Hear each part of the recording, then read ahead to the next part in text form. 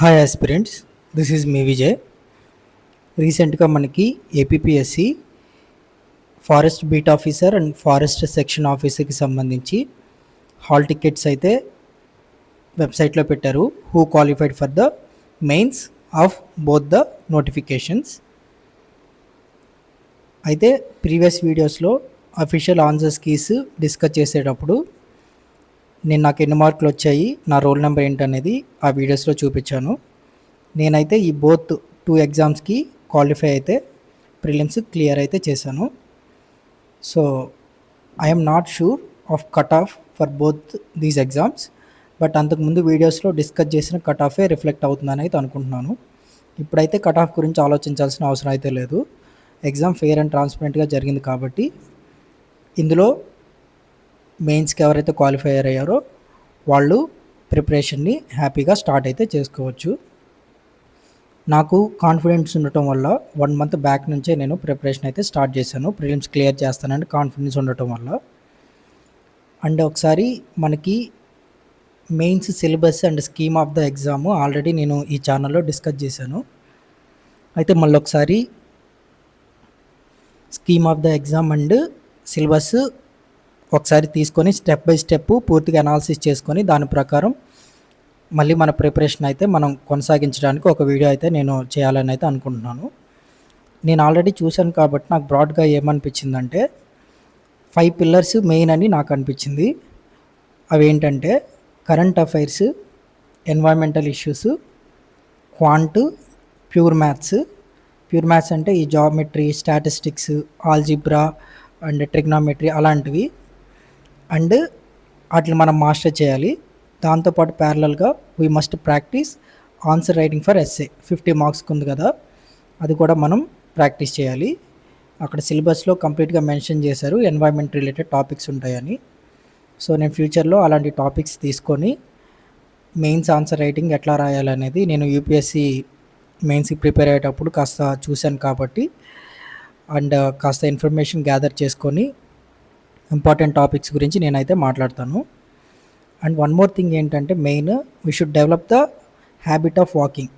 ఎందుకంటే 4 అవర్స్లో 25 kilometres for men, 4 అవర్స్లో 16 కిలోమీటర్స్ పర్ ఉమెన్ అనేది నెసెసరీ. కాబట్టి ఇప్పటి నుంచే మనం వాకింగ్ అనేది హ్యాబిట్ డెవలప్ చేసుకుంటే అప్పటికి అది ఈజీ అయ్యి మనం క్వాలిఫై అయ్యేటట్టు చేస్తుంది అనమాట. అప్పటికప్పుడు చేయాలంటే అది కాస్త డిఫికల్ట్ అవుతుంది. So we must develop habit of walking and we should maintain consistency for the next 2 months. ఎందుకంటే నెక్స్ట్ 2 to 3 monthsలో మెయిన్స్ అయితే జరగబోతుంది. అసలు ఏం జరుగుతుందంటే ప్రాసెస్ ప్రిలిమ్స్ అయితే అయిపోయింది, దీని తర్వాత మనకి మెయిన్స్ జరుగుతుంది కదా. ఈ మెయిన్స్ ఎగ్జామ్ అయిన తర్వాత 1:2 లిస్ట్ అనేది ఒకటి వస్తుంది.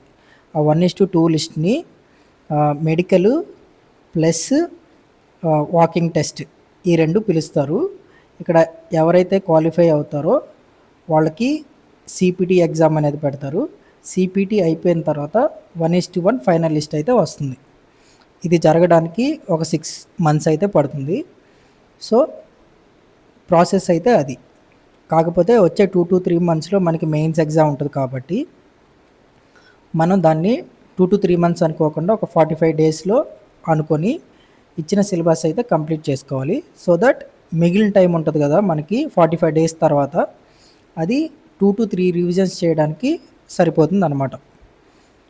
And I will try to periodically exchange information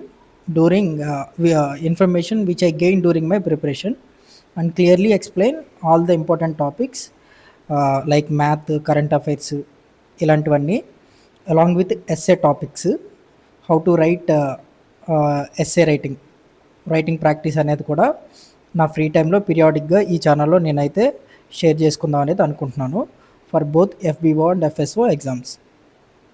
and ఈ పాయింట్ ఆఫ్ టైంలో కట్ ఆఫ్ గురించి థింక్ చేయాల్సిన అవసరం లేదు. ఫెయిర్ అండ్ ట్రాన్స్పరెంట్గా ప్రిలిమ్స్ అయిపోయింది కాబట్టి ఎవరైతే మెయిన్స్లో ఉన్నారో వాళ్ళే హ్యాపీగా ప్రిపరేషన్ అయితే సాగించవచ్చు. Thank you. ప్లీజ్ ఇంకోటి ఏంటంటే నెక్స్ట్ వీడియోలో ఒకసారి సిలబస్ బ్రేక్ డౌన్ చేసి ఎఫ్బిఓ అండ్ ఎఫ్ఎస్ఓకి స్కీమ్ ఆఫ్ ద ఎగ్జామ్ ఎట్లా ఉందనేది సిలబస్తో పాటు ఇంకొకసారి క్లియర్గా ఎక్స్ప్లెయిన్ చేస్తాను.